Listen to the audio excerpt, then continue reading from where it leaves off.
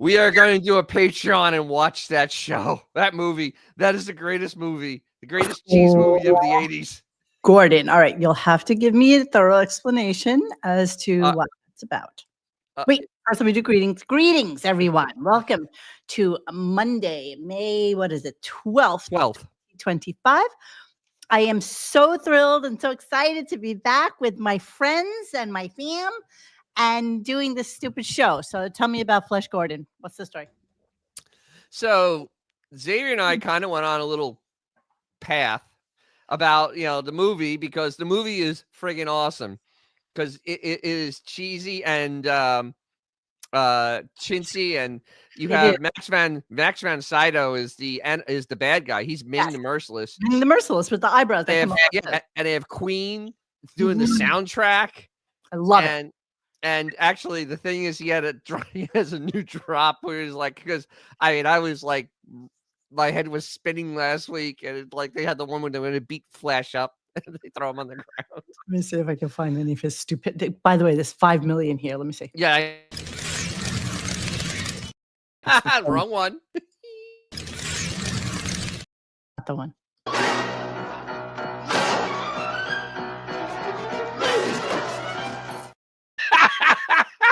Jesus Christ. That's how my week felt.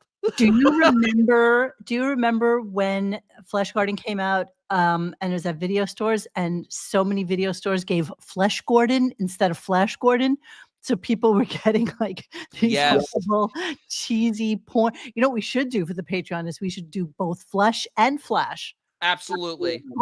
We'll do a side-by-side comparison. Flesh Gordon, a Flesh Gordon. Now, I just want to say something because, I've been gone for a week and I missed you guys terribly. But do you get appreciation now for what a fucking pain in the ass it is? Oh, I always appreciated it. All the shit that has to be done with this stupid show.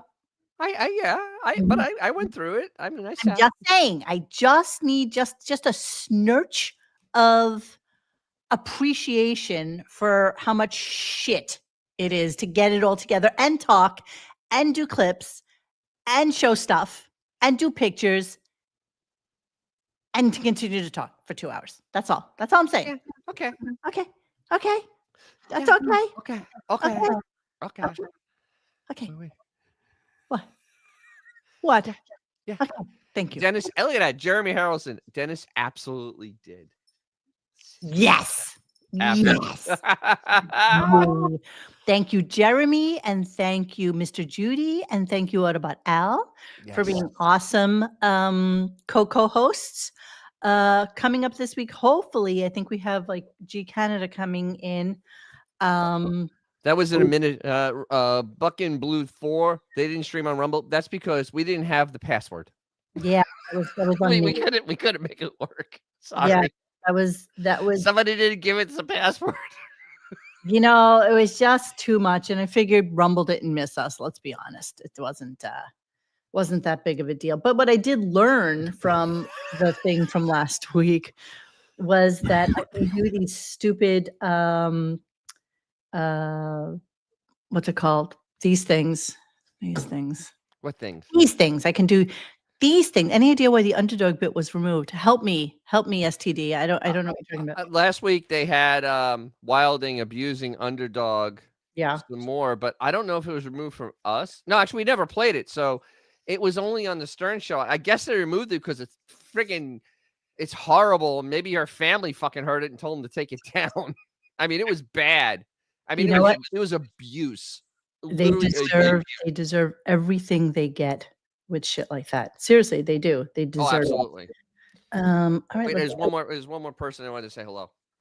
Okay. Hi. I saw you did your 1% trip out to Colorado as I was here looking for change to fill my car up with gasoline. Your check still hasn't cleared yet, You're assholes. I tried to host, but I got some bad food poisoning. Miss Riley. It was terrible. I started a goal. I started a goal, and that's good for you. But I still need a little more money to be able to get something out of their pork shop. I'm gonna go now. Thank you, Riley. Thank you. Thank you. So let's talk about today. The one funny thing that I think is really kind of key is the fact that Howard is now obsessed with Jordon. And you know what? I'm obsessed with her too. I have to tell you that I have. Why am I not obsessed with her? Because she's not my type. She's, you know what? She's got fucking crazy eyes. Let's be honest. She does. Oh, crazy eyes are okay. That's fine. That's fine. But the rest of her is just. She's insufferable, though. She is. That too. I mean, she's insufferable. Crazy eyes and insufferable are two different things. The demise of Bill Belichick's reputation here on in. I mean, I'm not sure he had such a stellar reputation. Let's be honest. Oh, he had a horrible reputation, so this isn't really hurting that much. But she's such a crazy ass control freak, and she's up there. She's climbing the stairs. I mean, she's like Ilaria Baldwin territory. She is almost Real Housewives level. Oh, and she would love that. She would love everything about that shit crazy. And I do want to talk about her. We're going to start with Howard talking about her, and then we'll just get into a little bit about Jordon.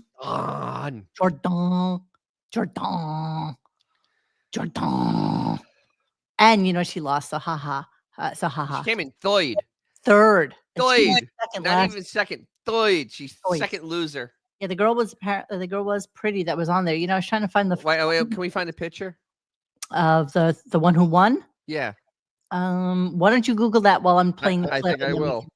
And so let's get to this. All right. Look, we're starting our show, everybody. Here we go. Everybody. Oh, hi. Good morning, everybody. Hey now.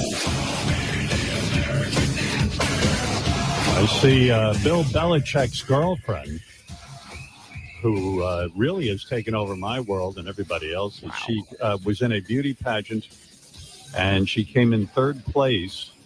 Uh-oh. Let me make sure my information is accurate. She came in.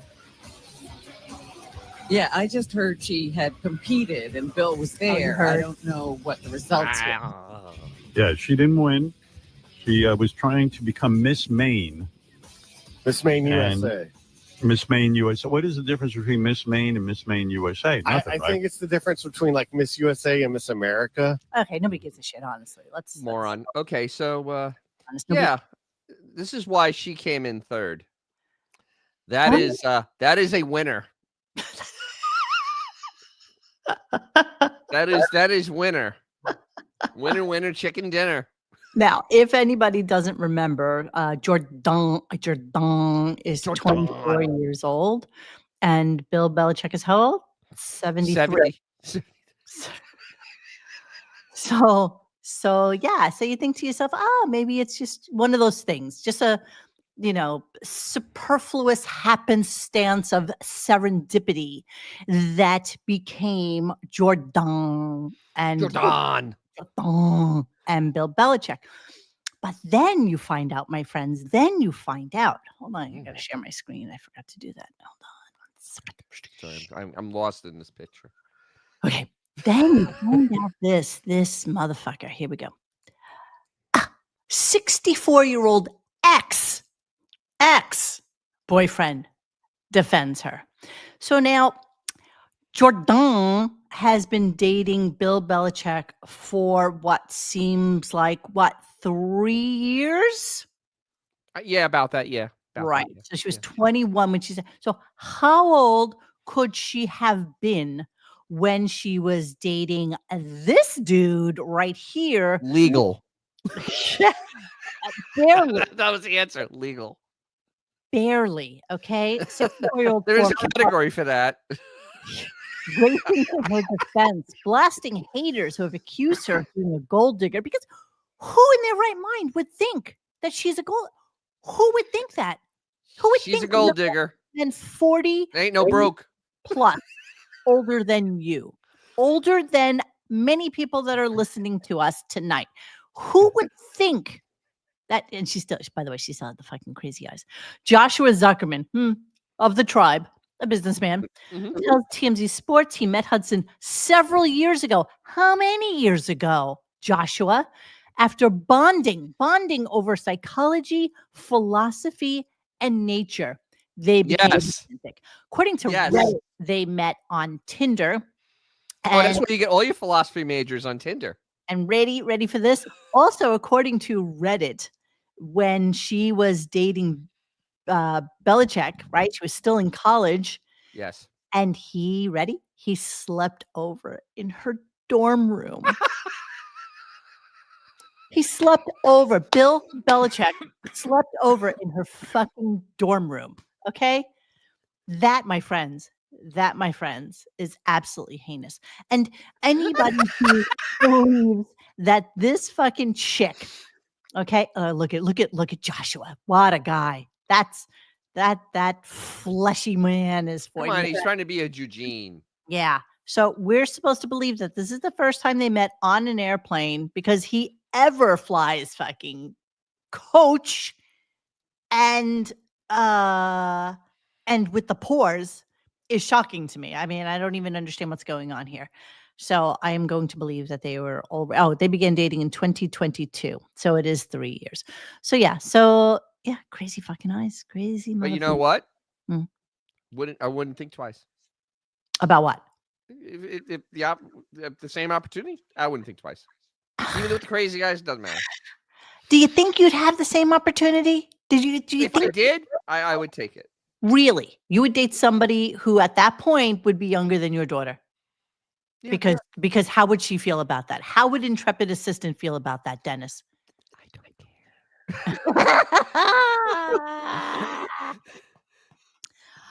care. Then let's dig a little deeper into this, because I of course fell into a whole fucking Jordon. And okay, this was something that I was just spectacularly obsessed with.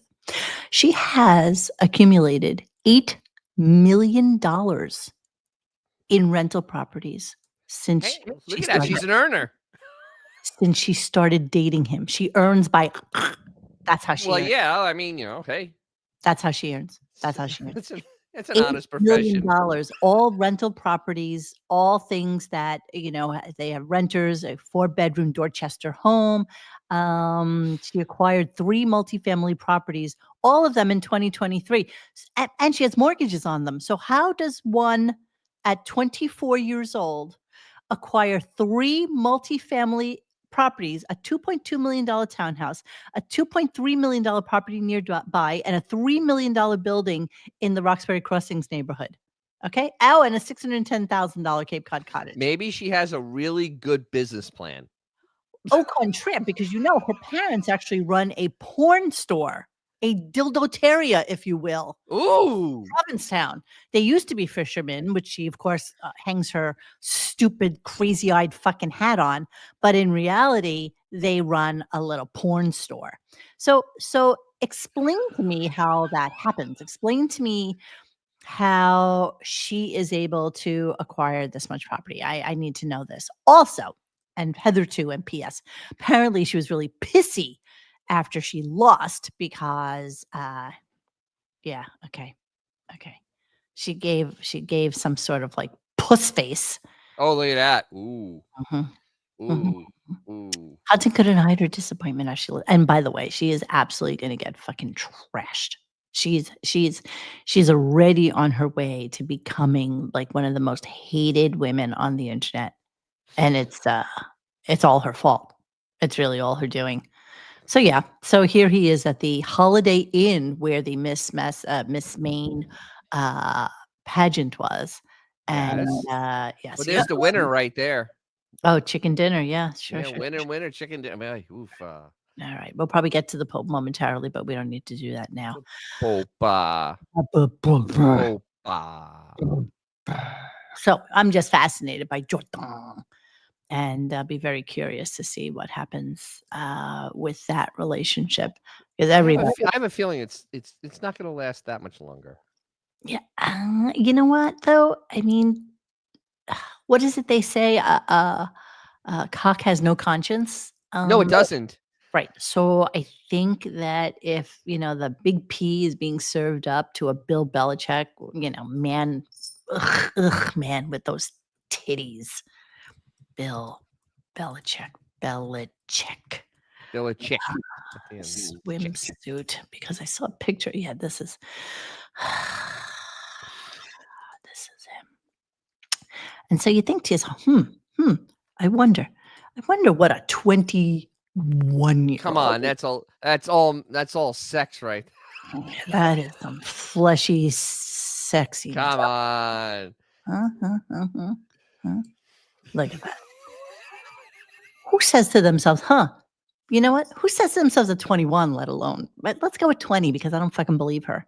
But who looks at that and says, that is a hunky flesh of. Hey, yeah, he may be solid muscle. Like a carved boiled ham. Like a carved ham. That's what he is. Like a Thanksgiving fucking ham. With those titties. Oh, he has pectorials. It's so disgusting. I really. He has a nice white down all over his body. Oh, downy fur. Yes, downy fur. And then you turn him around. He's got that 70. How old is he? 72-year-old ass, right? That just kind of. Well, you never know. He may actually still go into the gym. He may actually. That ass definitely folds over right at the fucking base. There's just. Maybe he has his own Olga. Yeah, I don't believe that for a second. Not for a second. Yeah, you're right, Azores. He has a great personality. Exactly. He's charming. And he's not. I mean, he's really. No, he isn't. He's far from it. But he sits lopsided because his wallet's so thick. Yeah. He's true. As charming as shit. Yeah, charming as fuck. That's exactly right. All right. So sorry for digressing after only one clip, but so we didn't have any of this. We actually were knocking shit out in an hour and 45 minutes. So then Marie calls in. Yeah, Marie, also known as Large Marge. Let's go with Large Marge because usually it is. It's Large Marge. I mean, that's who it is. I didn't get the part where she's crying, but let's go on. Let's just talk about Marge and let's see what she has to say about his stupid friggin' returning whatever. I was laughing. Here's Marie to tell us that nobody cares about Bill Belichick's girlfriend. I beg to differ. Hi, Marie. I'll debate you on this. Good morning, everybody. The only thing I love more than listening to JD is listening to Fred do JD. Yeah. But so good. yeah, I want to. We love Bill Belichick's girlfriend. She's great, but she's not worth opening the show with it. But I think what I would exactly what is Bill Belichick's let us know. Important enough to open the show with, and who is? You are. I would love to talk about if you've ever considered doing a podcast when you're done. He already is. No. to wean everybody away. What are you laughing about, fleshy fat fuck? Shut up. You're not going to have a job. Why are you laughing? You're going to be unemployed. Why are you giggling? 29 years old with Parkinson's, and he's doing a podcast once a week. That's all you have to do. Once a week. Good for him. No, yeah. I mean, everybody in the world has a microphone in their house. I told you, Stop. It's this. I've had this. The irony is just the irony of this is amazing as he sits in his 18,000 square foot mansion with a microphone and Blobbin in whatever care facility she is with a microphone. So there, yeah, okay, dude, a microphone in the house, okay. Yeah. Discussion before, and let's be honest, radio I don't used know to be. who there is to interview because everybody really does have a microphone in their. Everyone they does. Do. Yes. Yeah, like you. Yes, they do. Shocking. They continued this conversation. This was the impetus for a long, drawn-out Benjamin. Yes, that's true. Everybody in the world has a bowling alley in their basement. Of course they do. Of course. So they get into a conversation about the podcast thing, and yeah, here we go. Podcast and everyone seems to be. And then there are the podcasts that there are, they're sexual, like When did you lose your virginity? And, you know. Oh, are you talking about Call Her Daddy, who got $100 million contract that Howard didn't? How do you like it? And there's, it's like they took all the subject matter of our show. It's our show. So basically what she's trying to say is that all these different shows that talk about sexuality, even though they're in their 30s and they're allowed to talk about these fucking things, as opposed to Howard, who was just leering at naked bodies all the time and watching them masturbate on the Sybian. But okay, we digress. Split it into a billion podcasts. Oh, that's right. Yeah. And you know what? And then he kind of jumps on that. He's like, yeah, you're right. Everybody basically took from us because we were the only radio show. The only radio show. One. The only one. Only one. Only one since 1990. Only one. Nobody else could think of Nobody else. Nobody else talked anything dirty. No, not at all. No. Never. Never. Because you had some schkivozo porn stars on who talked about, how they like getting it up their tuchus and all had daddy issues doesn't mean that you had deep conversations with other 30-year-old girls who like to talk about. But then again, he's kind of forgetting about Bubber, because Bubber basically did the same goddamn thing from the 90s on also. Yes. Because Bubber had his hillbilly show down here, and literally it was the same damn thing. They're all over the place. Okay, hang on, because both Ed Rooney and Abe Rizzo are saying, well, he did kind of which genre are we talking about? Are we talking about a girl who's 29 years old and decides that she wants to talk about her other girls and their relationship issues? But Mo, how about we even get away from that? How about all the pop culture podcasts I watch? Not one of them. Most of them are English. They don't know who the fuck Howard is. Of course they don't. They have millions of subscribers just on YouTube. Millions. Yeah. And they do nothing that Howard does. So it has nothing to do. He inspires nothing at this point. This point. And you know what? If you would have told me 30 years ago, yes. Now in 1992, I'd be like, absolutely. Everybody is inspired by what this man does. And if you remember, really podcasts blew up. Okay, we did a podcast when everybody asked what's a podcast. And if you don't know where the name podcast comes from, it's because they started out with Apple iPod. So they were on the iPod and they called them podcasts because they were a place for people to be able to just discuss random things. There was no advertising. There was nothing. It was just a free, open service that anybody could join and do the Howard invented speech. And anybody could just go on and podcast. So that's where the name comes from. But a lot of people who did it, really, they just blew up during COVID because everybody was so fucking bored. They had nothing else to do. And yeah, a lot of people did go on air and say, hey, I have 70 friends that are also comedians, and let's start something where comics can come on and talk about comics. You remember back in the day, it was like Gilbert had awesome guests on. He had all these really cool 70s movie and TV stars and fun stuff, different than what Howard was doing. Gilbert's podcast was actually phenomenal, and it's a shame he got sick and died because I loved listening to it. He would go on these he'd go on these tangents, but the tangents were very fascinating because it was about show business and doing his job. Yeah. And it was just Gilbert normal life, which is even better. Which is even better. That's exactly so you talk about how he he basically take all the soaps and all the shampoos from the hotel. Yes, thank you, Lady Boss. Thank you so much. We really appreciate it. So here's the clip that we were all waiting for because we thought this please. So let's just play it and then we can talk about it. I don't know, to go do a podcast. I mean, everyone's doing a podcast, but I guess this is a podcast in a sense. It's a radio show. It's so the you get it on the same platforms. You get podcasts. Difference is I do know one thing about my career. What do you know? I was able to get a very big audience. I don't believe. I don't know. I don't want to get all weird about it, but I just don't believe that. Here's the thing. So when I'd be on the radio, all of a sudden you'd hear about a guy or a morning show or an afternoon show or some show that was now going to be the new Howard Stern. Yeah. And then there'd be a lot of press written up that Howard Stern is over, and now there's new guys who are going to be better. And then the new guys would come on, and they couldn't get any ratings. What? What? I mean, what does that have to do with the price of tea in China and that you run a double paywall podcast? It was very apropos where you basically said old men yelling at clouds because I felt such satisfaction because I've been calling this a podcast now for well over a year. Because I came to the full realization it is a double paywall podcast. And I guess the staff is talking about it enough that they finally mentioned it to him. Yes. That he's a double paywall fucking podcast. Yes. And did you pull the clip about how podcasts work? We're going to continue. We're going to continue, and then we're going to have a nice long conversation about this. So let me play a couple more clips, and then we'll talk about it. I can't wait about this.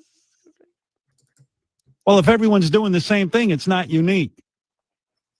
And certainly there's no gauge to tell who's successful and who isn't. Of course there is.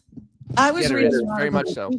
Where see, he's so stupid because he doesn't even know. Because unlike him, where you know nothing at all, I get a thing from like Apple and from Spotify, from all of them saying this is what you had last month. This is what this is your download, your live list, your listens on the app. So everything is measured. They're so stupid. All right, I'm gonna blueberry octopussy, whatever your name is. Blueberry octopussini. Right, it is a double paywall. You have to pay for Sirius, and then you have to pay more to get him. That is a double paywall. Yes, extra for Howard. Yes, you have to pay twice. That's a double paywall. So he's on a double paywall. That's why he's no listeners. I didn't realize that OnlyFans is like, because I've never really been on there, but these girls I know people on it, but no. Like their world, but then you have to pay extra to watch the Puerto Rican shower videos, tits, pits, and lady bits. Videos, and then you have to pay more for that. Thank you, Tone Cott. Thank you so much. Welcome back, Mo. This place was disaster when you were gone. The place down. Mr. Whiskers relapsed. No, he didn't. I listened for a few minutes when I had backstabbing bastard. Bastard. Adam Carolla, he has podcast, and then Dr. Drew has podcast, and I think they interview each other. They do. I read the same article. The guys are interviewing each other. Are you any different than you with your 7 rotating sycophant ass guests every year? Wait. Adam Carolla is actually a very respected fucking podcaster. We're gonna come, dude.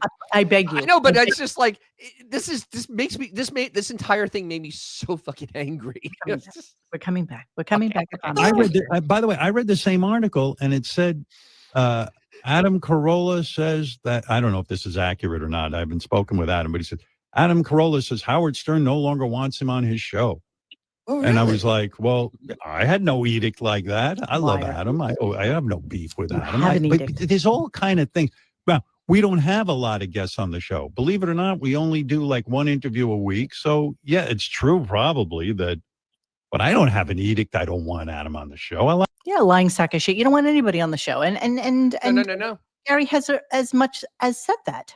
Like, no. It isn't that he doesn't want. He wants people that he can climb his ladder with on the show, but people that aren't going to help him climb his ladder that he wants to try to climb, he will not have on the show. So hence, people like Adam Carolla are on the banned list or on the red list, and he has one. We know he does. We do know he does. We know he has one, and it's hilarious him denying the fact that he has a red list. I mean, Jesus Christ, we know you ban people from your show. You're exactly right, Ed Rooney. I was just about to say that. I'm sure Adam is welcome on the wrap-up show. Yes. Why would he slum there? He doesn't need to. But again, I promise you, just give me one more, 2 more clips, and then we'll get into it. Okay, here we go. I wish everyone well, but for me to go do a podcast, I mean, I guess I'm doing a podcast. What am I going to tell you? It is a podcast. The only difference between my show is we're closed to just the serious audience. I'm not out in the open. Now, why is that, you say? You know why? Because I have an audience. You have people who are willing to subscribe to hear me. It's the only reason I'm still here.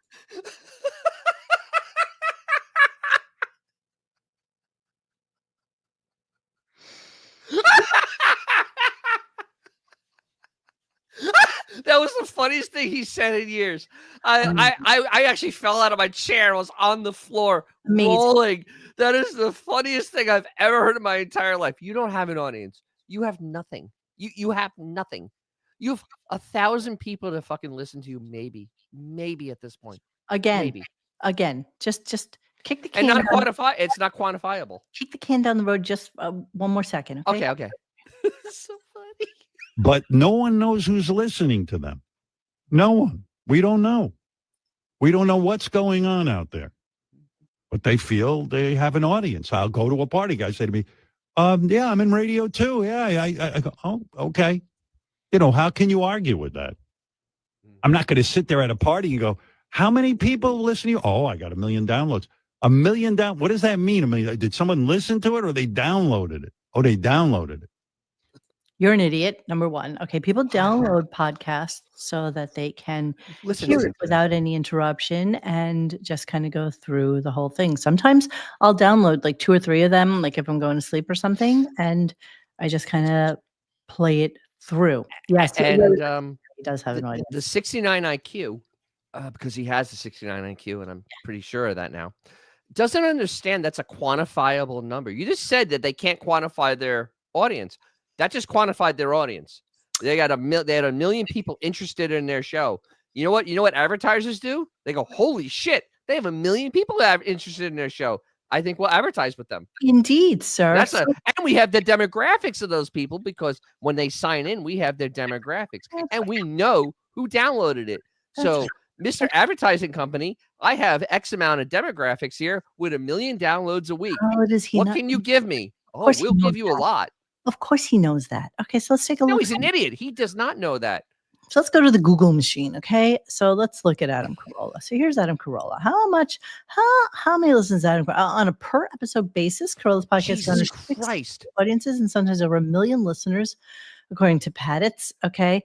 Shit. He is a very big podcast. Hold on, but let's look at how many listeners Call Her Daddy have. Around 10 million listeners per episode. Jesus Christ. 10 million. This is why she gets the money she gets, because she has an audience, quantifiable audience of mostly, like 24 to 45-year-olds, which is a key female demographic. It's a key demographic for anything. You guys are insane. She is the second most popular podcast in the country, only behind the Joe Rogan Experience. Hold on. Hold on. Joe Rogan, hold on. Oh, his is psychotically big. Has an estimated 3 billion listeners and millions of subscribers across different podcasting platforms. It is considered the number one podcast in the world. The podcast also boasts 14.5 million followers on Spotify and 17 million on YouTube. Okay.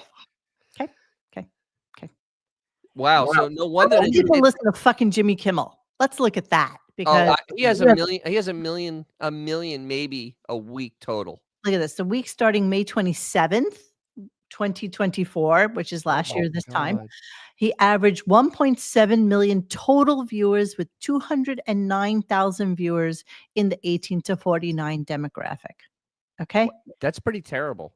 1.7 million. Okay. So here. That's over a week though. This is April 2025. All told, Kimmel's nightly average okay, for last week was 1.6 million. It? Okay.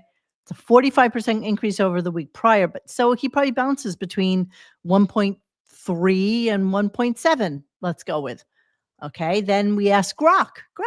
Let's go to Grok. Grok. How big of an audience does Howard Stern have?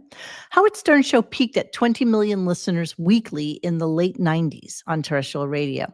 After moving to Sirius XM, numbers dropped. 2007 data showed 1.2 million turned in weekly. That's 2007. That's peak Stern, okay? Yes. Recent leaks suggest live shows now pull under 150,000 daily. Okay? I don't even think it's that high. I honestly don't even think it's that high. 150,000, which is still terrible. I'll give you 150,000. I will give you that. I will definitely say that I probably know personally 4 people that listen to him, and that's I know one. That's a lot. I know Okay, so one. between the two of us, 4, 5, 6, so 7. Let's say that's 8 of us. That's 8 of us within the confines of our little world. So let's times that by a couple of different communities and different states, and I can see 150,000. But still, he's diminishing so many other people whilst not looking in the mirror at himself. So here he is thinking that, all these millions of people that still listen to Sirius, they're all there because of him. And oh my God, I want to send him an email with that. Who's listening to Adam Carolla simultaneously trolling Howard? That's fucking brilliant. That is fucking brilliant. Who's listening to Adam Carolla? Yeah, you're right, though. All right. So, and listen, I don't know how much I trust Grok, but Grok is a pure AI, and it takes whatever it's saying from data that is available throughout the entirety of the World Wide Web. Right. So I would believe 150,000 for sure. Yeah. So suck it, Howard. The ball's on you to think that you're entitled. And yes, you're entitled to rest on your laurels. But you know what? If you really want to do that, you need to go. But the thing is that he said during this whole little thing about podcast, and he kind of told the truth. And that 20 million, I don't think is a real number, because I have a sneeze. He said that in that at its peak, they 1 in 4 cars in New York were tuned to his show. I can see that. Not everybody drives cars in New York. So I mean, he may have only had maybe 500,000 listeners in New York. I mean, seriously, it may have been that small. Well, it may have been less than 1 million. Because I never drove. Right, I took the train. So I didn't drive either. I was on a train. Headphones, and I would get into work. I would throw it on the radio, half-ass listening. Honestly, I would listen when I was like in the shower, and then when I was walking to the subway, miss it for the commute. And then get off and listen to it at the. But I doubt the 20 million, because Private Parts didn't even have 10 million people go see it. It only made $40 million total. I agree. I didn't see it in the theater. It just got okay reviews, and everybody said it was a fucking. I've seen it several times, and it doesn't get any better. Well, yeah, I'm just saying I didn't see it in the theater. I rented it later on because I wouldn't go see that. I just wouldn't. I was like a big Howard Stern fan, but I didn't really care about as a woman. I thought the movie was going to be better, and then that was on the screen. It wasn't really. It wasn't. And it was actually And the more I watch it, the more I realize how bad it really is. It's boring. It is a dull, slow moving slog. Yeah, it's a slog. Slog. I like that word. It's a slog. It's a slog. All right, let's move on a little bit. Just wanted to say that JD's a moron, and yes, this clip has nothing to do with anything. I just, I was sitting having my iced coffee, looking at what you guys are writing in the listening thread, and I'm hearing this idiot like this. Does she have the very feminine voice? So they were talking about the pageant. Yes. They went to something else. They came back to the friggin' pageant as if this was some sort of, revelatory pageant that went on there. Nothing of any note happened during it. No, of course not. Let's continue. Or was she having difficulty? Oh God. What? It might have been. Oh boy. It might have been a little different. She might be still working on that voice. Hey, that's the toughest part of, because he's such an idiot. Jesus this Christ. moron who's going to be a Walmart greeter by the time. No. Walmart greeters are much, much more competent than he is. You know what? I think there are special programs for people that are on the people. spectrum. Like maybe you can get a job at Publix putting together all the shopping carts or something like that. I think he could do that. I think that'll pay him enough so that he can live in a fucking shelter in the middle of Newark somewhere. I think he'll be living underneath I-80.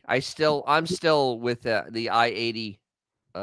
Maybe he moves back in with like his dad or his mom. Maybe he moves to Hawaii and goes to live with his mom. Hawaii? In her little shotgun shack in the middle of nowhere, collecting Kona coffee beans on the side of the fucking road. He'll be living underneath I-80. I don't see it. I don't see JD being able to afford living here anymore. And nothing would make me happier than for him to be part of fucking public radio in the middle of North Dakota somewhere with a population. Oh, come on. He's not even good enough to go there. He really isn't. He's just disgusting, vile animal. Can we see a picture of him, please? Can we see it? Oh, you mean this picture that I have in my favorites on my? Unfortunately, it's on my favorites now. Of course you do. Of course you do. All right, so we go there. Where's the love of my life? Where's I was getting to here's gorgeous here. There dream? He is. It's all his sexiness, his sexy in his sexiness. Come on, you have to remove your thing.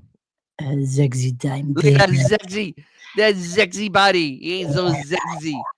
And he was so like Tarzan-like with that long, flowing mane of frizzy, disgusting, grease, thin, flaxen hair, and that beard that probably smells like leftover fucking pizza from a cheese. No, fish fillet. They're a fish fillet, even worse, with the oily greasiness of the mayo and relish mix that's on that shit sandwich that he eats all the time. Playing with those floppy titties that probably like flutter up and down. If Tarzan and High Pitch had a kid.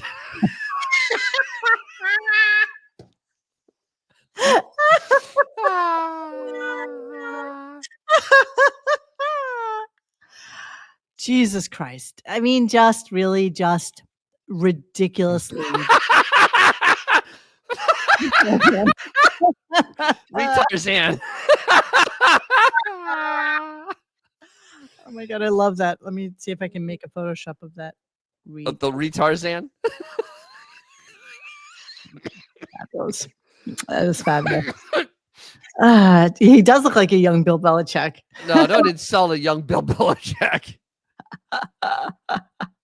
All right, what is G Canada saying? Hello, G. We have a place on Ontario that's like the Hamptons, north of Toronto. Lots of rich. I've met many celebrities there. To rent a cottage for a week is more than a vacation for 2 to a 5-star in the Mayan. Then you have to buy food, booze, and cook and clean. Plus, with the humidity, it's hotter here in the summer. What are we talking about, babe? What is the? Why did you click on that? What was the relevance? That it sucks in Canada. Okay. And. Oh, this is classic. Gorge of the jungle. Gorge of the jungle. Gorge of jungle. Disgusting. Get him off the screen, Dennis. Disgraziato. Come on. You want to see that sexy. Sexy. Disgraziata.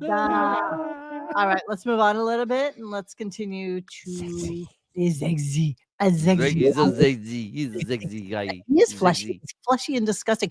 And the worst part about him is that if you hold his hand, it's probably soft like a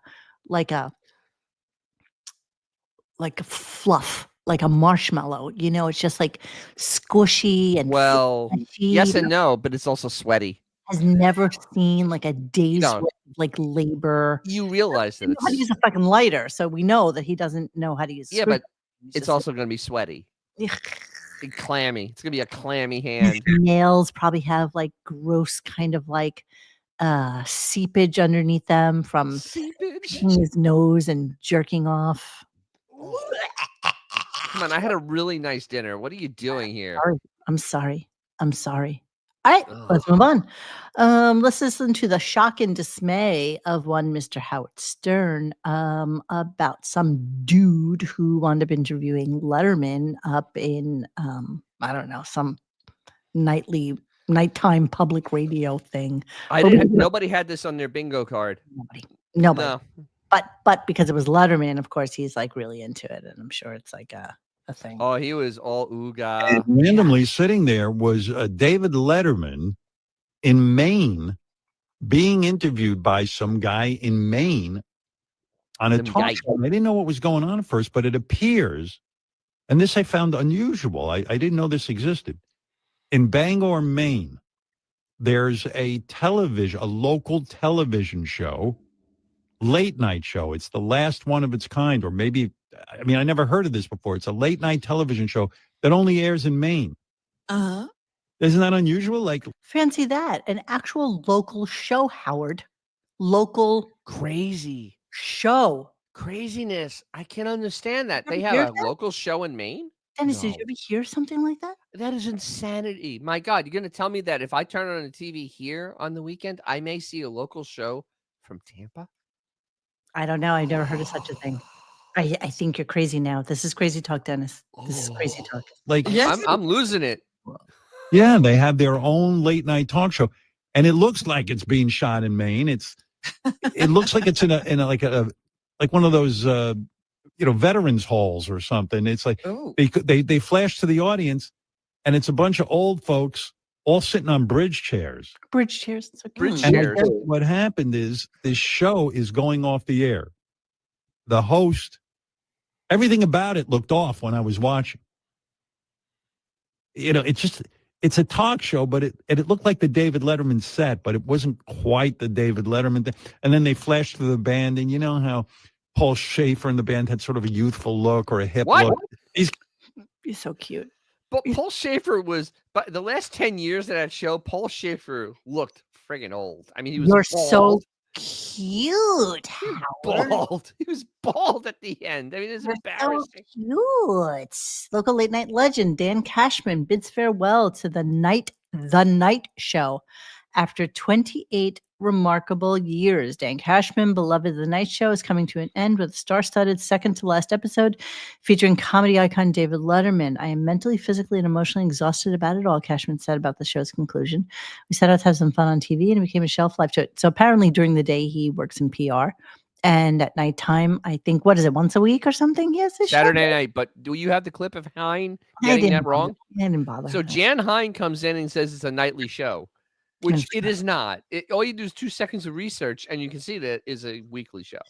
Yeah. So Jan Hine is wrong again. It's getting pretty impressive. Okay. Fat ass. All right, let's look a little bit. Paul Schaefer is a screed.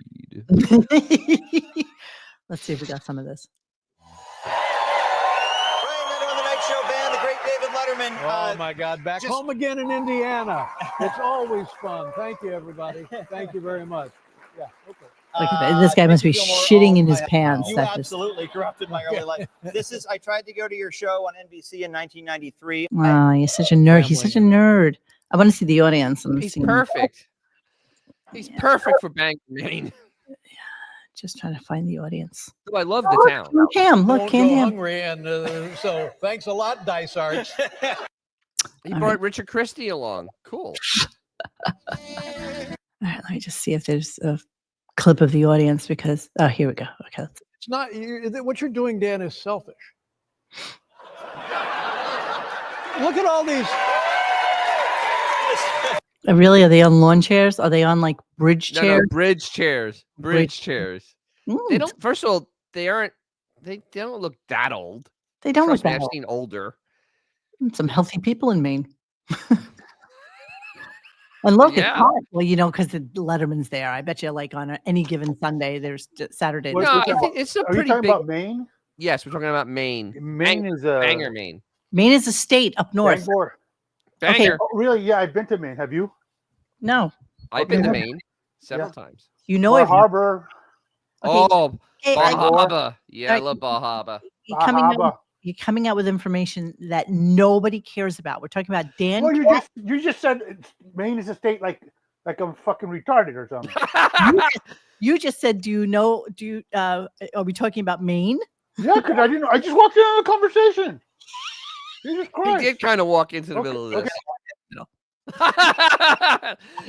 We've had a conversation, Ed.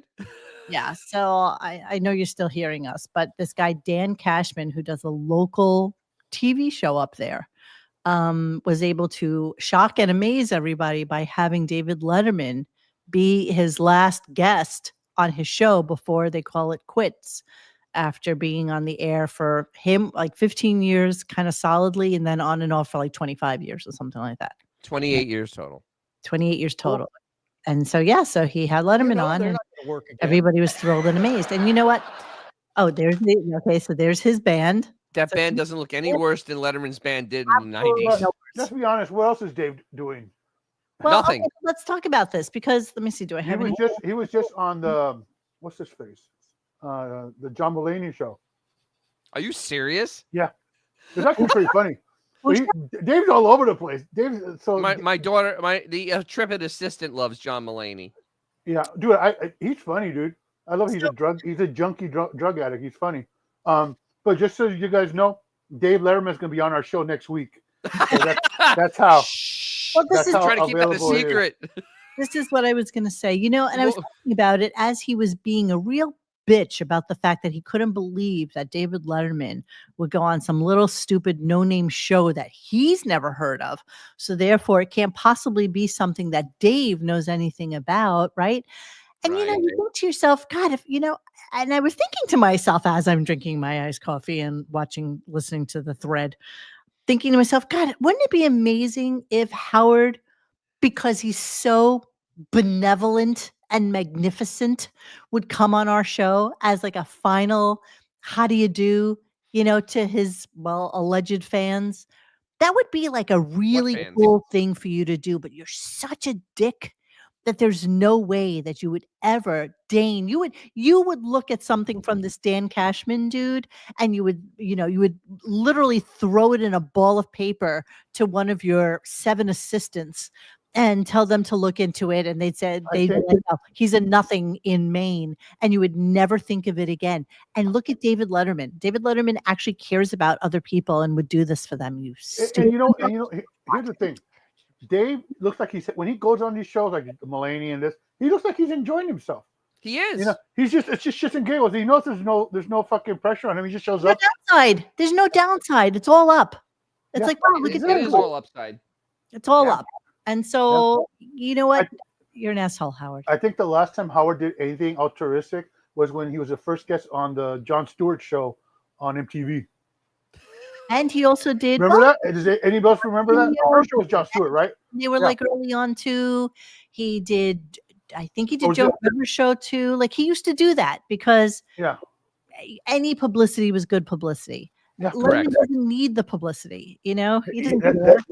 That's been a minute, bro. Yeah, that's like when Billy was still on the show. Yeah, and he hasn't done anything since, honestly. No. So he went on and on about he just couldn't believe that Letterman would do this show. Ultimately, this guy, of course, conveniently enough, called in for like 5 minutes worth of time, but I didn't even record that because fuck it. But while they were talking about Maine, he had a new story, which I hadn't heard before. Dennis, because I hadn't heard it before. This is a new story. Story, right? New story. New story alert, because that's what you get when you're 72, is he? What is he? He's going to be 72 this year. Okay. January. January. Same thing, whatever. January. Well, same thing. I mean, it's so close to the up and coming January. He's in his 72nd year. Yes, exactly. I used to hang out in Maine a lot when I was in college because my cousin built his own house up there. Like when I say built his own house, I mean he literally built it. And I'd go up to see him and hang out. He was a hippie. His wife was a hippie, and they were into like farming and. Was the house okay? Dogs. Did it actually stand up? I'm pretty sure. I you know what it was like. I'd sleep in it, and then was like the walls didn't even have drywall on them. There was just like asbestos or something. I don't know what it was. They had, like the insulation. That's what you'd see that pink insulation coming out of the tinfoil thing, and I'd be like, "Hey, this is cool." What do I know? I was a kid in college. It's like loft living. There you go. Yeah. I'd go up there and hang with them, and then we'd go. He was a volunteer fireman, and we'd go over to the fireman hall. And like when you sit in the fireman hall and eat, they'd serve chowder, like clam chowder. Uh-huh. That's what the audience looked like on this TV show. It's so classic that he would think it's Maine, therefore they would all serve clam chowder. Chowder. Of course, if you were in New York, they would all have pizza, right? Because that's exactly. That's just what they eat in Maine, Chowder. They eat chowder with the milk in it. And let's be honest, if he went up there once during the summer because he was bored, it would be a lot. Well, think of this though. He started dating Allison, 19? Yeah. He was like 19 years old, something like that. Yep. So when exactly did this actually happen? Because you know that once he got a little stank from Allison, He was not leaving her side. Oh, you're so cute, Dennis. Don't you remember between the ages of like 17 and like 22? Oh, bullshit. He worked at fucking Camp Wilmette because nobody else would have him for a job. He worked at Camp Wilmette well into Oh, that's his right. Because, yeah, he had to go there had to work there in the summer. Yeah, that's right. Yeah. So when was he having time to schlep his ass all the way I up forgot there? about the Camp Wilmette when he was in his 20s. It's a long fucking drive. Remember, he was practically banging supermodels. Remember that? Oh, yeah, that's right. For that was 6 We all months. know that. I still contend that Allison was his first. I still contend this. Oh, I absolutely believe He was that. absolutely a virgin until he Except for his black friend. married the first girl that The first girl. That's for sure. That is for sure. First girl. I will never believe differently. I will believe until I die that that was his first for sure. We're talking about the Pope a lot. Best dishwasher on the East Coast, Dennis. Yes, that's right, Tata Tutti. That's exactly right. So they were going back and forth. And again, I didn't record this because I just didn't think it was relevant to anything. But he was doing like this whole Pope thing. And he kept going back to that too. He kept going back and forth to the Pope and the Black. This was the first hour and a half of the show. Yeah, it was for sure. That's why we don't have it. Of course, it comes out a little. Just have a little bit. Give me a second. Oh, you do? Okay. One of my black friends said to me, "Oh man, I was really hoping for the Black Pope." I said, "Me too." Yeah, why? Because I was like, I said it would have been great because it really would have bugged a lot of people. So I must tell this person of non-Catholic faith that there has been a Black Pope before. There in the Middle Ages there was a Black Pope. This has happened before. This is not singularly the most intellectually incurious man you will ever meet on the interwebs. And but it gets better. It gets better because Blobbin did not know the Pope's taken name. Leo? She did not know he was Leo. She had no idea he was Leo. And I'm like, highest paid newswoman in America. How do you not know that? I mean, literally, because it's not named after a candy bar. That's why. If it was Pope Snickers the Third, he'd be all over that shit. But no, or it's not a Friendly's ice cream flavor because it's not Snickerdoodle. Exactly right. If it was Snickerdoodle, it would be all in our mind. Pope Snickerdoodle's the second. It's not exactly Pope Rocky Road. I know. Can you imagine if they had chosen Cardinal fucking Twinkies or something like that, man? Robin would know. Yeah, exactly. Now, Fribble second.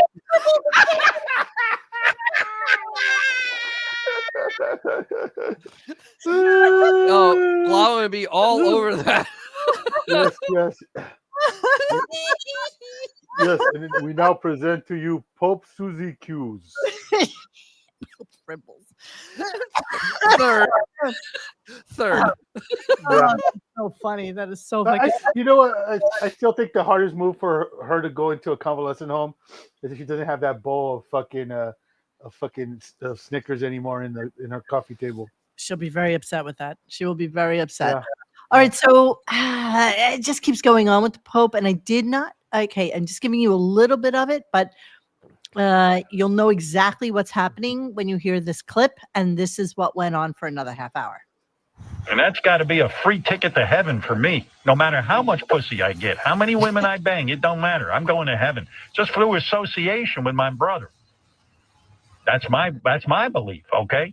Okay. What am I? Well, The weird I one? can't learn more. I can't wait to learn more about the Pope. Oh, I did. And I can't wait to learn more about you. Wait, who's he impersonating? The Pope's brother, because they're from Chicago. Because he's ripping off the whole Cheers episode where Carla's son was going to become a priest. He's literally ripping that off word by word, word for word. Oh, you're so cute. Like he has any like. No. Someone ripped that off from that.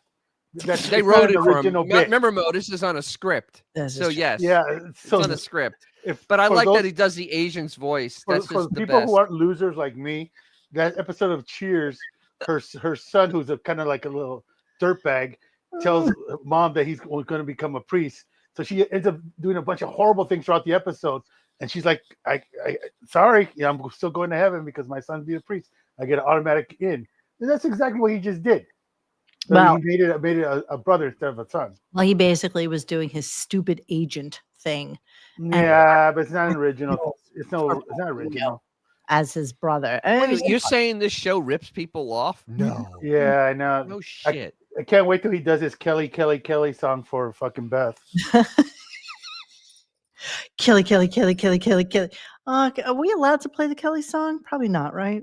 Probably Yeah, not, that but would we probably could be, anyway. I tell you what, I will tweak it. Like, did you guys enjoy the intro today? By the way, Loved it. Okay, We decided that what we want to do for the Patreon is do Flash Gordon and Flesh Gordon. We need to do side by side. I mean, I don't know if we can do the porn thing, but I think that would be really fun. I don't know. On Rumble, maybe he'll get away with it. Flesh and flash. Flesh and flash. Okay, so much for the Pope. So much for the Pope. You mean you didn't clip the endless news reports of people waiting for the Pope to arrive, like the ground fucking hog? Hey, just out of curiosity. Yes. Yes. I know that Islam has kind of an equivalent to the Pope. Does Jewish people have an equivalent to like the Pope? Is there like the head Jew guy? The priest. I mean, you have the what are they called? Well, they have rabbis, and then they have like no, they actually have because they used to be in is the there temple. Yeah. But I mean, that's all I know from that. Okay. Whatever I read when we studied the Old Testament. Got it. Flesh of my flesh, the JD story. All right, so let's get off the Pope and let's get on to Gary's Hyundai commercial. Now, oh, this is bad. Wait, okay, let's get off the Pope. You just said that without doing an altar boy joke. Sorry, move along. So I didn't, as I was sitting here, it dawned on me that I did not record the part where he talked about Gary being at the Elizabeth Taylor AIDS Foundation thing and during the some of the photo shoots with Getty Images. Okay, well, let me show it to you, even though I don't have the clip, but let me show it to you so that you can appreciate the chuckle that ensued. All right, here's Ratatouille, peanut butter and the story. Video on my story. Yeah. So here's Gary with Don Lemon, and it says Don Lemon and Timothy Malone, who is Don Lemon's boyfriend, husband, actually. And Timothy Malone attend the Elizabeth Taylor AIDS Foundation. So they got Gary wrong and thought that it was Don Lemon's boyfriend. I like that he's the guy they're honoring, and such great people work at Getty Images. They can't even get you had one fucking job. You had one fucking job. One job.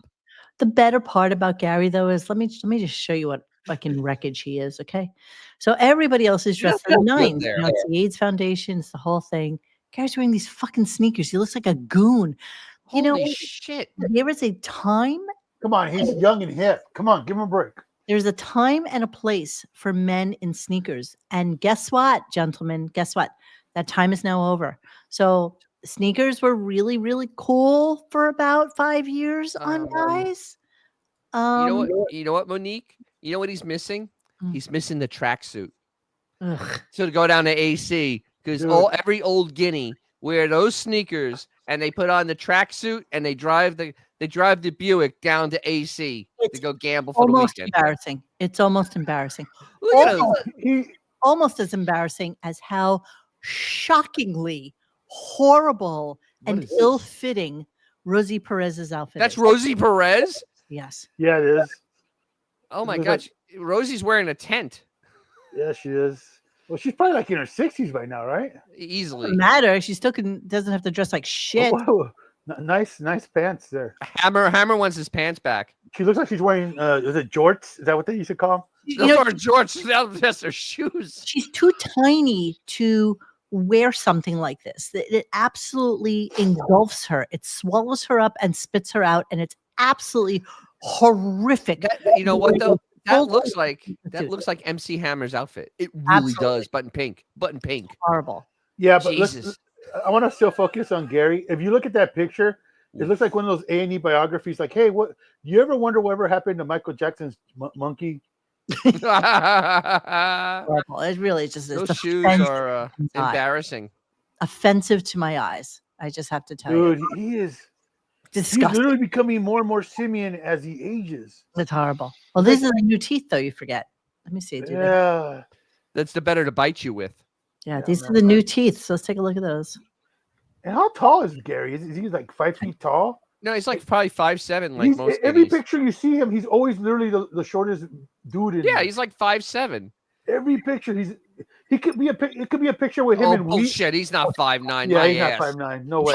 He's 5'9". Mary is literally 6'7". Like there's no way. He's 5'7" at best. Like he could have a picture with Wee Man from fucking Jackass, and he'd still be shorter than him. Yeah. I don't believe 5'9" at all. Absolutely not. Yeah. No. No. Horrible, Gary. Gary, horrible. Wow, that's giving up. That's literally giving up. Disgusting. All right, let's move on. Gary, let me get rid of Gary really quickly. Oh, I cannot wait to get to my next thing. Okay, so let's listen to a little bit about Gary on the Hyundai commercial. So now, he has this electric vehicle, and they keep extolling the virtues of the electric vehicle and all these different like safety features, all sorts of features it has that pretty much anybody who has a car that was made after 2017, 18 has these features in their car. I can look behind me and there's a backup camera and I can see where I'm going. A blinker goes on when a car is passing me on the left or the right, so I know that somebody's on my side. I mean, it's just it's absolute stupidity, but this is my favorite part of the whole stupid commercial. Yes, if you almost whip your neck back, it's because there's no engine. You just hit the pedal and boom, you're off. When are you getting delivery on the hybrid? Probably next week. And what does Hyundai call that car? Because I know you drive what is it? An Ioniq? Ioniq 6. Yeah. Oh, gosh. I can't remember the name of it. It's not the Santa Fe. Shit. I can't remember the name of it, Howard. I'm sorry. You moron. They are paying you to promote their vehicles. You're getting a brand new car next week and giving back the Ioniq. And you are getting a fill in the blank. Fill it in. Just fill it in. Anything. Couldn't even do that much. Hyundai, it's embarrassing. I'm embarrassed for you. I'm embarrassed for you. Wait, what? Just out of curiosity, do we know what car he's getting? I want to know if it comes with Sirius XM. It does. And, it does? Yeah. Hybrid 2025. It is the Tucson hybrid. The Tucson. That's what he's getting next week. Okay. Tucson. Jordon. No joke. On my mom's life, yesterday, I was behind a Hyundai, and the fucking the wind spoiler for the windshield or whatever the hell it's called was coming off. They're just flapping. Build quality, baby. Build quality. Build quality. I told you guys about the time I rented the Hyundai and part of the wheels the wheel wells start coming off on the freeway. I think they make them a little bit better these days. I think the Hyundai. You just have to change the oil every 4,000, 3,000 miles. Otherwise, the motor goes bye-bye. Sure. See, who changes oil anymore? I don't even understand that concept. You have to in that car. Otherwise, that motor will blow up. In a new car? The pistons are only this tall. And so there's not a lot of leeway there. And you let it go too long, it'll eat the rings and then bye-bye engine. And that's the problem they have with them. They have to have frequent oil changes, otherwise you're in trouble. You can get if you do frequent oil changes, you can get 250,000 miles at it, but you gotta do frequent oil changes. Are the pistons made out of tin? Aluminum foil? Aluminium hybrid aluminum alloy. Tin foil. Yes. I don't even understand. It's like it's the only car where you can wrap your turkey leftovers with the engine when you're done. Thanksgiving. Like, don't you just wait for the little blinky light to go on that says you're due for an oil change? Maintenance required? I mean, no. Yeah, in my car, there's like a countdown that says, No. oil change in 4,000 miles or 3,700 miles. My truck, I do every 6 because it has like 8 quarts of oil and it has semi-synthetic, so I can. Okay, that's fine. I mean, honestly, Mo, are you going to trust a car where the people that work there are the ones that lost the Squid Games? I don't understand. I don't understand the concept of physically knowing intrinsically that it is time to change the oil in your car. Like, I don't understand that concept. They have the a thing car that's tells called. me when it's time. There's a thing. They usually have a sticker, or if you can write down don't a do stickers date or anymore. a date or a mileage, because I have an app that actually keep track of this. By law in Pennsylvania, you're not allowed to put that on a sticker anymore. That you're not allowed to do it anymore because then it's looked at as a form of advertisement for the place where you changed your oil. What a communist friggin' place! Jesus, no, but I have an app. It's a mile per gallon tracker, but in there I put my services, and I go, okay, I have to service my truck at 6,000 miles. Oh, it's coming up, and I go in. I literally don't wait for that thing to tell me to do it. Absolutely not. No. So I got a new car, used car after the debacle of hitting a deer on my way down here, and rest in power, Bambi. So I'm driving, right. So I'm driving the other day, and all of a sudden this huge blinking yellow light comes on saying engine fault. Pull over, call service. More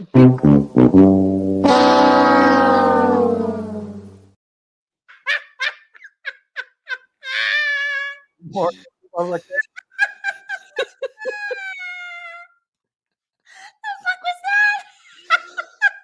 Well, that's the oops.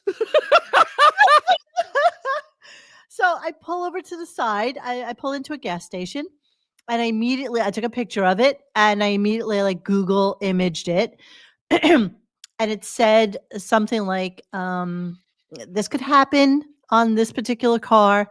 So try shutting off the engine. Restarting it basically. Shut off the engine. Wait a few minutes." And it was shaking. The car was kind of shaking a little bit. It was it had a misfire. Had a misfire.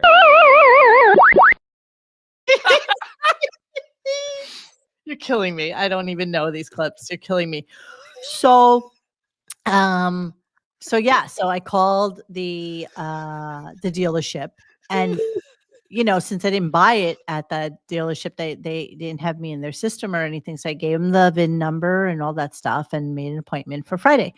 So guess what, though? Guess what? Well, so he asked me if I had just filled the car up with gas, and I said yes, I had. I bet you didn't tighten the gas cap. I don't know. I don't know now. But he said sometimes if some water gets into the gas tank, this could trigger a misfire of this blah, blah, blah, blah, blah. But here's what I found out, which I was so excited. What? Is that whoever owned the car before me had purchased the 4-year bumper to bumper warranty on it. How exciting is that? That is very exciting because you need that in a modern car. I was beside myself, and I was like, "What does that mean? What do you mean by that? What does that mean?" He's like, "That for the next what year is it? It's 2013, so 4, 5, 6, 7. So till 2023. So 2027, everything fully covered, door to door, including tires. They got the tire coverage. How amazing is that? Oh my God, that's amazing. Who does that? Nobody buys that. You know what's more amazing than that is when you go to an Audi dealership. Yeah. If you wait there long enough and wait for the mechanic to bend over, you can see the little leather print thong kind of sneak up from the back of their pants. Because they're all German guys. You're an idiot. Well, suffice it to say, since I have a long ride home, I wanted to make sure I got the car in and made sure everything was okay with it before I go home. So nothing was better than knowing this. This was really, really a surprise. Were they how many kilometers have you driven in it? Be quiet. How many liters of petrol did you put in your tank? We need to go into a parking lot and do donuts so it can be in case we break something, we need to go get it fixed. Yeah, so now I have a convenience car, because they give you a service car, and so it's a cute little A3. It's very zippy. It's really quite adorable. Well, it's a little car. It's a little car, but it's a great commuter car. That would be a great car for Intrepid Assistant. Great car. She has a great car already. She's not using it though. Does it have a little bumper sticker that says "My other car is Strudel"? You'll see Intrepid Assistant's car when we hang out. You are 1,000% right, Rick. Sell that car the day the warranty expires. Absolutely. It's a new modern car. Run away from it when it expires. You know what? Listen, if I didn't learn the lesson from hitting a deer and they totaled the car when it was perfectly drivable and beautiful, it's just ridiculous to me. It really is. It's ridiculous. Okay, let's move on and let's go to fucking callers. These callers are such idiots today. Just listen to this moron. Here we go. Hey, look, I'm not trying to jerk you off or anything, but I've been wanting to call you for a while and let you know, I know that you've been fucking around with the guitar for a while, but never started taking it seriously till about a year ago. And as somebody who's been playing for a really long time but never took it seriously, you're already better than me, and I've been playing for 25 years. Okay, I doubt that highly. First of all, what are they doing on the 38th floor that you sound like that? Wow. The other thing is this call was basically indicative of the calls we were getting today. I mean, honestly, it was a lot of fluff another. I mean, just complete smoke blowing up his ass. Absolutely. I mean, wow. You know what's really weird about it is why do people call in and say how good he is when we can hear him? We have ears. I know. We have ears. I understand. We can hear how horrible he fucking plays. Yeah. And not only that, he's just corny as fuck about it too. So it's like, how is someone calling in saying that you sound better? Because I think that these are like the callers that used to call into Riley. Like everybody was in on the joke except for Riley. That's a really good comparison, bro. Absolutely. And if this is something that enables somebody to get on air, that's what they're going to do. They go the gay route, the guitar route, the beautiful Beth route, the things that he loved to hear. Contract route now. Yeah. I think it's going to get worse as the year goes on, and I know we're gearing up towards whether or not he's going to be in next week, which we'll talk about later on. I don't think he's going to be in next week, and I don't think he's going to be there in January. Okay, so that would be interesting because that leaves us in like a little bit of a conundrum as to what will become. So a little bit because then it's what. Things that are easy lifting like this show because we know it like the back of our hand then becomes something different. But again, we can come back to that at some other point. It'll actually be fun. Mm-hmm. So Howard lets Robin know that he's very into classical music now, and of course Robin has this to say. So whatever you're doing with your lessons, it's paying off. Thank you. I'm very into playing classical music now.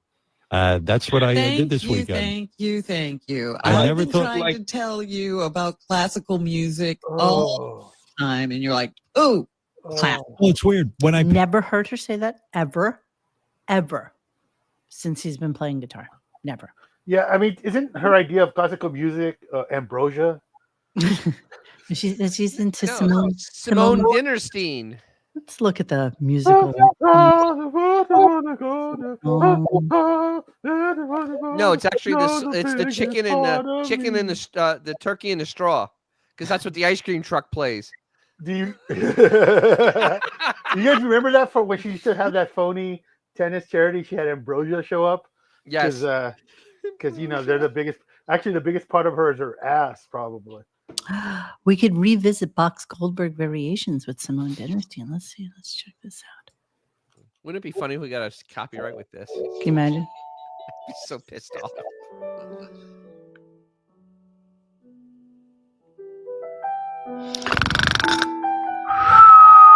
Oh, come on. No, I can listen to this in the morning when I'm just, playing my Wordle and stuff like that. NPR. But it's a little late at night. This will actually kind of get me in that relaxed I will go to sleep. It's cloudy outside with a temperature of 56 degrees going up to 75 today. There are no trains running on the M, N, R, or D lines. Isn't this the music they were playing during A Clockwork Orange when they were assaulting the couple? And if you're driving in, Yes. be careful on the LIE. There's congestion going into Bayside. Northern Parkway is clear. She's a little fluffy. Simone Dynastine, I bet she has cankles. Oh, absolutely. She's Look at a those friend. wrists. She's a friend of Robin. Yeah. God, is she? Okay, she's a piano player. She's a She's pretty pianist. good. She's a pianist. Let me Yeah, see she's her. a pianist. Let me see her NPR Tiny Desk concert. Oh, she's got that face. She's got that piano player face. Looks like she just smelled something really bad. She's good She's though. actually not a bad player. She's, So. she's definitely more talented than Zuzazu. Yeah, absolutely. She's got that face of like being stuck in the elevator and somebody farts. That's what she looks like. It's a tiny. I almost did that today. This is the closest that Robin's been to a pianist in a long time. I tend to believe that Simone Dynastine is part of her foundation bullshit. Wait, absolutely. where were we watching that? But just out of curiosity. Because of classical music and Robin saying that she's been trying to pursue classical music all this time and he's not done it. So so then weirdly enough, literally 9 o'clock in the morning, and you know what? He did say it right before the caller, which is bizarre. Yeah, but the caller is already I set know, up. I know. Okay, here's what Can we just before we move on, can we be honest? And the only classical music that Robin knows is when they ring the dinner bell and the William Tell Overture fucking starts playing at fucking at 11, and she's running with the other buffalo towards the trough that is her dinner. Running with the buffalo. Yes, exactly. So- Water buffalo. Sorry. Yeah. So, of course, Jamie, put a Pez dispenser on your lap. Yes, that's exactly what we needed. Yes. Exactly. All right. Grease So Seinfeld. this is, and I only have 4 clips left, so this shows you how exciting what is a portend of things to come was. Okay, here we go. By the way, speaking of great musicians, the Counting Crows are going to play us out today. They're going to do a song that they just put together an album. The new album is called Butter Miracle. The complete suite's available wherever you Adam Duritz, the whole band. Holy shit! To play us out. And Haven't seen excited him in a about while. that. That's great. See the boys. I guess Flock of Seagulls was busy. A second later. Fucking Third Eye Blind has standards apparently. Hum was like, yeah, no, we're busy. Exactly. What's the matter? What, the fucking Matchbox 20 gets stuck in a fucking taxi and can make it. I believe that I wanna push you around, and I will. I think that Beck was busy. Yes. They couldn't get Beck into the He studio. actually had a couple of decent tunes. Yeah, but that was 20-something years ago. Yeah. Okay, come on. We're not meeting the 2 seconds later is this phone call. As he's saying this, he's picking up this phone call. I am a huge fan of the Counting Crows, and I just can't tell you how excited I am to hear them. I just did a cameo with Adam, and he got to announce that we're going to be parents to my grandpa. So pretty cool on Cameo. Little plug there. Loser. You couldn't get a hold of High Pitch Eric? No, announcing that to her husband that they're going to be grandparents. Oh, yeah. Yes, How he did. depressing. Thank you, Robin. Poor You Adam. are such a Poor great- Adam. I didn't know times were that tough. We're letting Yeah. him close the show today. You're not kidding. I got to ask him about that. He'll By give the way, all this- kinds of news, I'm sure. All right. Very good, Melanie. Thank you. He'll be here in a few minutes. The song they're doing is called Spaceman in Tulsa, but they. The worst song I have ever. Actually, the title of the song should have been Shitstorm in New York. It literally, it sounded like a Counting Crows song, just with the word fuck thrown in it.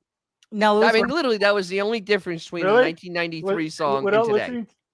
Listening to this was like, Mr. Jones and fuck me. Pretty close.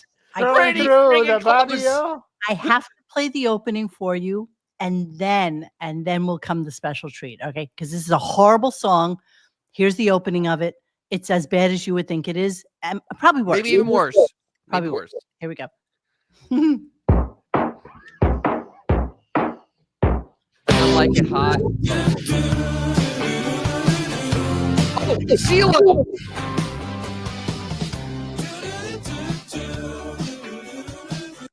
So I have to say they ripped CeeLo off because that's the "fuck you" song. That I literally put that in the thread. That is what they ripped off. I want to say "fuck you." That's literally they ripped off the beginning of that song. Well, imagine my surprise. Imagine my surprise when I went to Adam Duritz' cameo. Yeah. I saw what this man looks like now. And let me tell you, he aged a little bit. Aged? He got fluffy too. He looks like, okay, any of you who remember from the past, and I know all about the tendrils will remember this.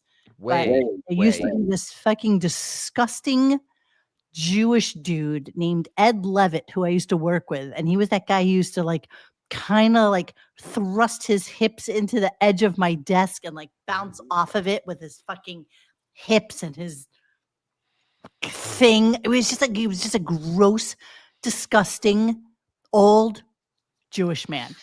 I present to you, ladies and gentlemen, an old, disgusting Jewish man. Adam Duritz. Woo! Cousin Rick. Whoa! Best. Wait a minute. I've seen that before. My God. He is literally the only scientific proof of when they tell you if you make that face, you're gonna get stuck as a kid. Hold on. Because that's what he looks like. I've seen it before. If you make that face, you're gonna get stuck. Wait a minute. Hold on. Stop. Look at him. Look at him. Wait a minute. This is him. This is him on another day. Come on. Wow. That dude banged Jennifer Aniston, man. Stop it. Thank you. There he is. He's fucking Uncle Leo. Leo. Holy shit. It's like Larry Fine was just released from prison.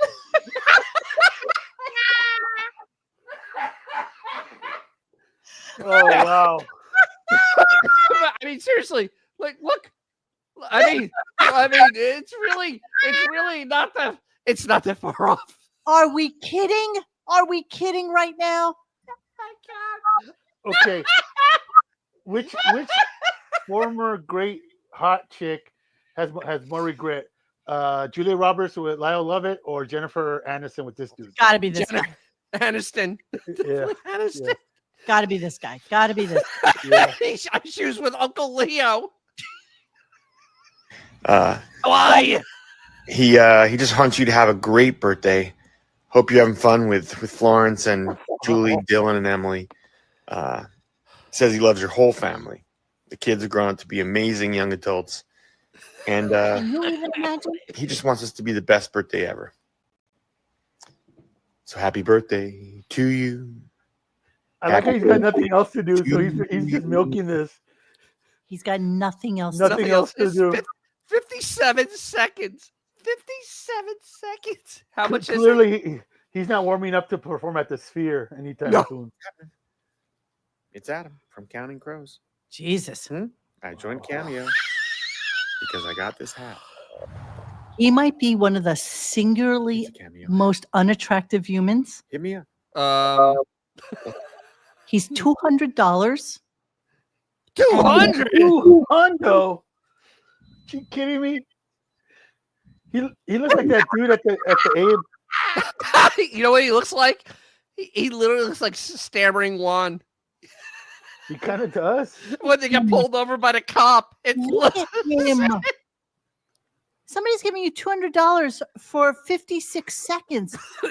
Goddamn hair. from Counting Crows. Wow, with crazy hair today. Yes. Jesse told me your birthday is coming up. You're turning 35, and he just wants to wish you a really, really amazing birthday. Wait. You know what the funny thing is? This person's 35. They're not old enough to even know your goddamn hit songs because they were 33 years ago. The fact that it's a cameo, who you would think whoever you're giving it to knows who he is. The fact that he keeps having to announce what band he was with is kind of sad. It's kind of like if you were at a concert with U2 and like, "Hi, I'm Bono. I'm with U2." Before every fucking song. How Come sad, on, man. Seriously, that is It's it sad. as pathetic as you would think it is. Hey, Dana. Watch. He's gonna say it again. Watch. Hey, Dana. It's Adam from Counting Crows. Jeremy just wants me to wish you a happy birthday. Word is you're just an incredible person, one of a kind, and loved by everyone. No pity, bro. No pity. No pity. Fuck you. I like the Just for Men beard. That's pretty impressive. Yes, wait, what's the one with his hand on his face? I mean, he's bored. He's literally bored. Hey, Phil.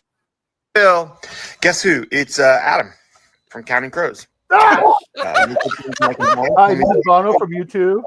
But you guys loved our last show in Tennessee, and you even got to bring your daughters. And they and I just want to wish you a happy birthday. And I hope it's a real... How sad is this? How fucking sad? Can you imagine if Mick Jagger said, "Hi, I'm Mick Jagger from the Rolling Stones" during every concert, during every song? So I'm curious. So we're in Tennessee. What county fair in Tennessee was he at? Exactly. He was opening up for Mojo Nixon. Jill and I want. What'd he say? He was opening up for Mojo Nixon. Well, rest in peace, Mojo. Rest in power, brother. But yes, it's just them. Wow. I want to wish you a happy anniversary. I guess it'll be 10 years this year. Right? Yeah, I think it is. How wouldn't you know? Why would you? Why are you thinking about this? They literally email you like a script for these things. If you're not familiar with Cameo, you email someone and you say, "Hey, it's my Uncle Joe's birthday. He's turning 55 or whatever the fuck it is. You know, he's a fan. Can you say happy birthday to him?" So there's no mystery. But I would want him like this. I want the messy Hey, Adam. Joseph, it's I want this Adam. Hey, Joseph. Sorry. He just woke up. I want the just Hey, woke Joseph, up one. it's Mo. What? Before we leave this, can we play our Patreon, our cameo for my birthday? Or is it? Or do it tomorrow if you can't get to it. Well, I have to look it up. So you gotta give me a second. See, this is how it's done. Mo knows the move when it comes to these things. Yes. Reasons for video. Get advice. I swear to Christ. What advice can this guy give me? Dude, it's you know what? How to bum a nickel at the fucking gas station for fucking gas. Can you imagine, you guys? How to eat healthy at the county fair. Yeah, exactly. You avoid the deep fried Oreos, guys. Jesus Christ. I'm looking for it. If I can't. If you don't got it, it's fine. We'll do it tomorrow. Wait. That day 24. He's got to make enough money. No. His hit was a lifetime ago. Yeah. Oh, bro, it was like 90, right? 93. The last one. Sorry, I didn't mean to give it. How many times do you think this guy reads his own Wikipedia every day? Oh, once a day. He wakes up for it and reaffirms himself. And just reads the glory days. And he wants to edit like dated Jennifer Aniston for like a week. That's right. What about Al? 3 hits.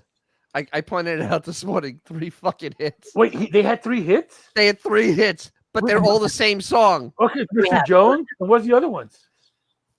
I don't know. They all sounded the same. Oh, okay. I mean, this all sounded the same. It didn't matter.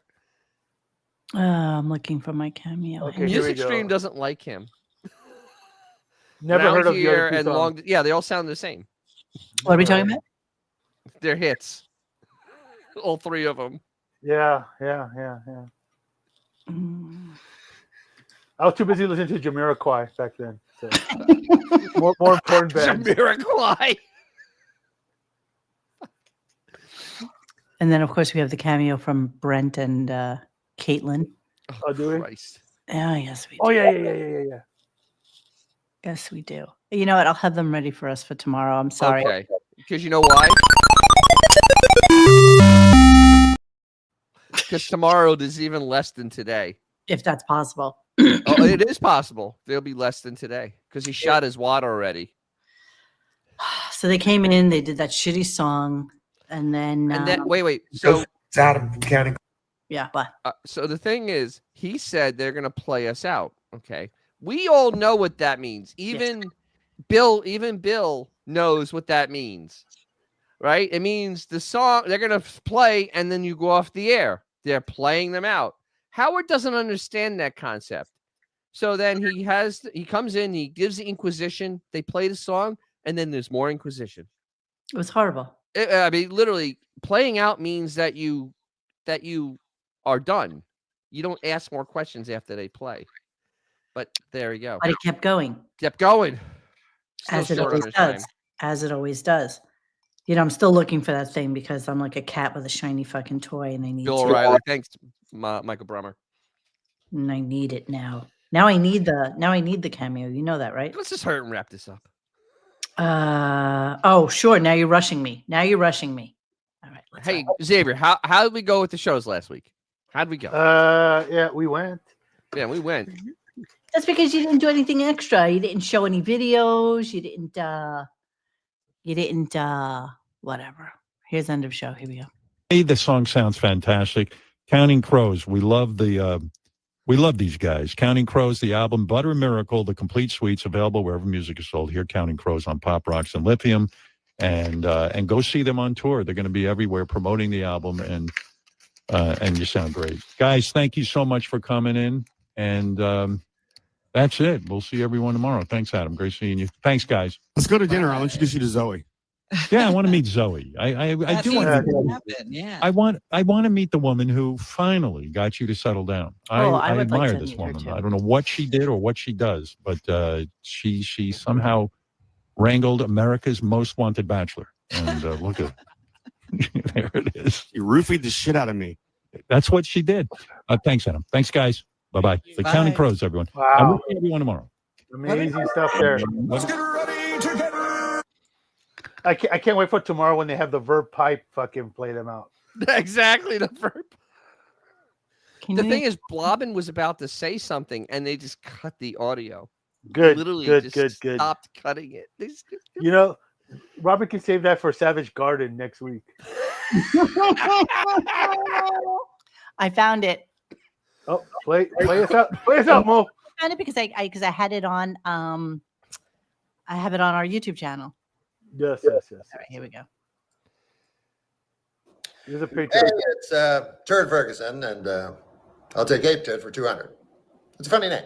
No, it's Norm MacDonald. It's not. It's Norm MacDonald. And listen, Xavier, I got asked by Monique if I would make a little video for you to wish you a happy birthday. So happy birthday from Monique, who calls herself your partner in crime, which I don't want to know about because then maybe I'd be abetting or in your crime. I'm not really sure what that means, but she is your partner in crime, Monique. Also, she wants you to do one thing: win the goddamn Mega Millions, would you?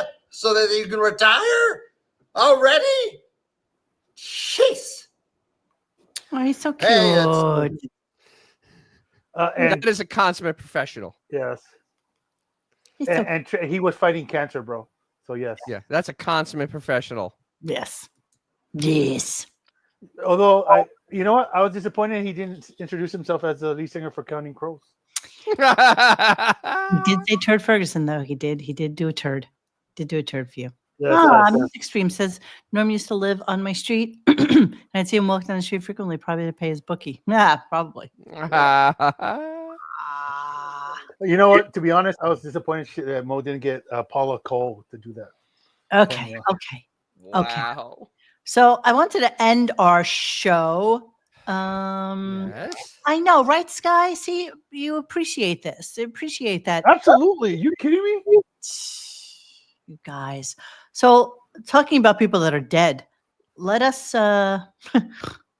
take a look at this. We're gonna end the show with this, okay? So let's take a look at this post that Xavier did on our site. Oh, you mean the elder abuse? Frankie Valli's family too cheap to pay for a funeral, so they just put him on stage.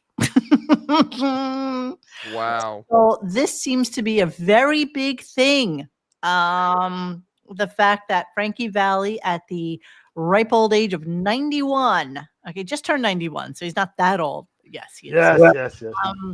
But they literally shove him on stage, and it is such a huge like TikTok thing now. And it's a little buddy stuff. Yeah, well, Little Buddies is the one that got me into the whole TikTok thing. Yes. But yeah, look at it. Just mute it. Wow. Wow.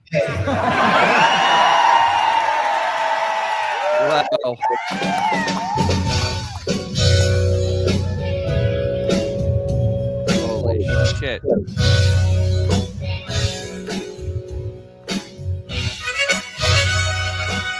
And copyright strike. So fair use. Oh, shit. So of course, you got to go. Yeah, glad to see Weekend at Bernie's, the musical in Vegas. Got to see Weekend at Bernie's, the musical in Vegas this weekend. Dude, I totally want to go see him. I'm not joking. Jesus Christ. And he's not lip syncing, man. His voice is still there, dude. Oh my God. Fair use. Wow. No, it's live. It might not be. It would be okay. Dude, I don't know. Let's watch him doing begging. 91 years old. Jesus Christ. The animatronic Frankie Valli deep dive. Are they going to put him in the Hall of Presidents? They don't even have to make a mannequin. They just get him to show up. Put him there. Have him sing. Frightening. It's absolutely devastatingly frightening. He looks like every ancient Guinea. He really does. It's funny. I want to see him literally perform "Grease is a Word" live, because when he gets to that part where he says conventionality belongs to yesterday, and by yesterday you're referring to the Louisiana Purchase. Yes, he really is. Jesus Christ. So yeah, rest in power, Frankie Valli, because I can't imagine he's too long. I found my problems and I've seen the light. We got a loving thing, we gotta feed it. Dude, you know what? Honestly, props to him. The fact that he's 91 years old and still doing that shit is it's elderly abuse. But if you look past that, it's like, wow, that's actually impressive. If you look past the fact that he looks like The Walking Dead, he does. It's awesome. Walk like a corpse. Talk like Exactly. A corpse. Walk like a corpse, my friend. I guess when you sing falsetto, I guess the voice doesn't really go away, because he's not lip syncing. He's really singing. He's got 3 dudes doing Jersey Boys behind him, but besides that, Well, the other Jersey Boys are all dead. Well, yeah. No, but like, if you see this, if you go on YouTube, like I did and Mo did it today, it's like he's got like these 20-year-old dudes that are doing Jersey Boys behind him. That's just amazing. Jesus Christ. Dude, think about that shit, man. Yeah. Sorry, Frankie, if somebody's forcing you to do this. Can we do a field trip? Jordan has a new target. Jordan, exactly. Jordan has a new target. Frankie Valli. We didn't get to see Sixty and Roy. Can we see this at least? Oh, you know what they should do for his last show? They should have Montague the Tiger release on stage and just devour Frankie live. No, Montague.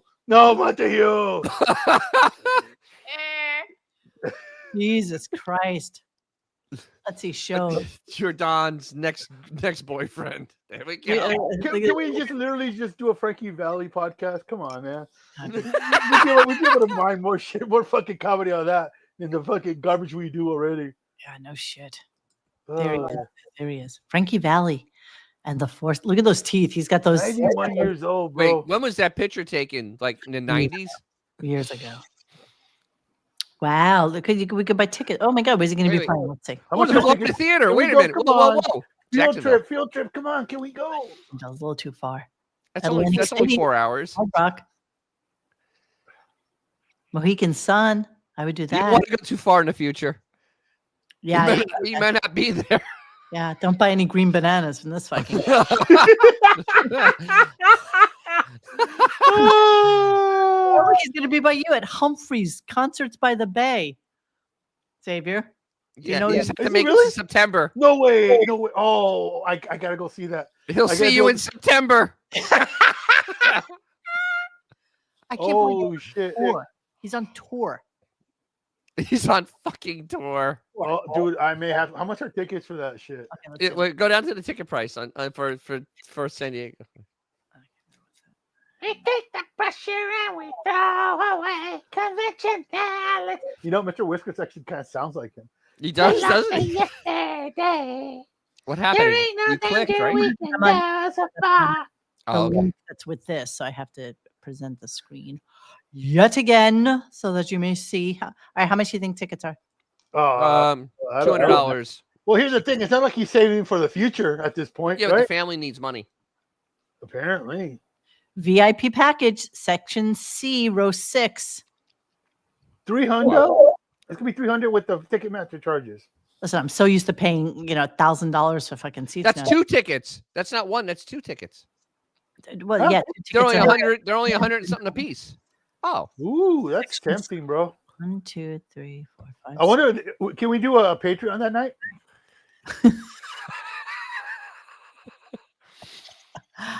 Did they have a meet and greet? Did they have a meet and greet? Oh, let's see. Let's see. There's a VIP. Hang on. Let's see. 2 tickets.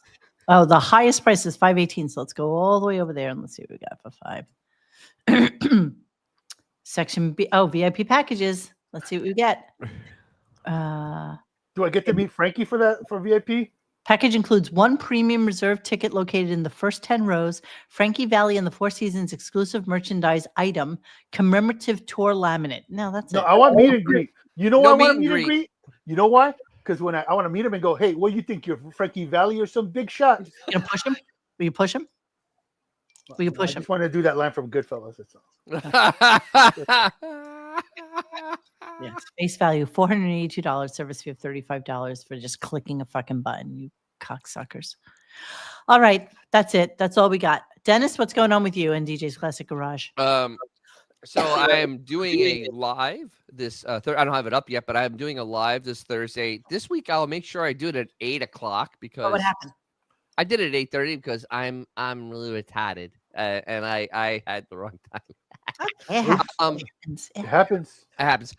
It happens. I have a couple videos I'm now working on. I have a video of Mopar's doing burnouts from the Mopar's at Merit show, which is exciting.